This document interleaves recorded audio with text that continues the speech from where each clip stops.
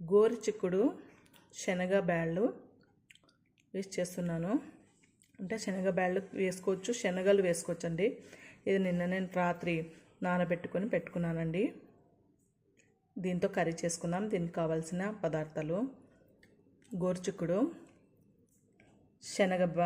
శనగలు నైట్ నానబెట్టుకొని పెట్టుకోవాలి, 1 కప్పు, చిన్న కప్పు. తర్వాత సాల్ట్, ధనియాల పొడి, ఉల్లిపాయలు, పచ్చిమిర్చి మిక్సీకి వేసుకోవాలండి.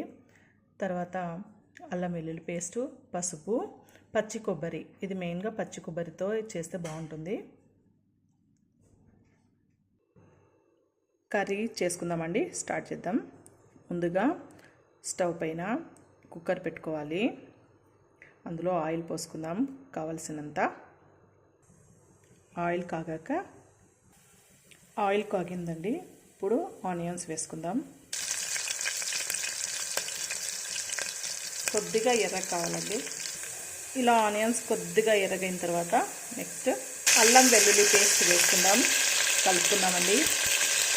తర్వాత అల్లం వెల్లుల్లి పేస్ట్, తర్వాత పచ్చిమిర్చి ముద్దని వేసుకుందాం, కలుపుకుందామండి.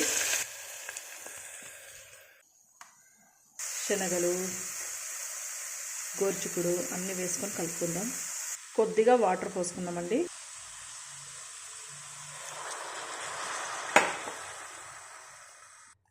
కుక్కర్ మూత పెట్టుకొని ఒక 3 విజిల్స్ వచ్చే వరకు పెట్టుకోవాలి.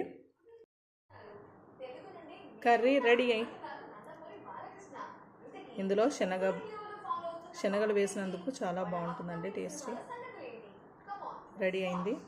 ఇది చపాతీకి కానీ రొట్టెకి కానీ బాగుంటుంది.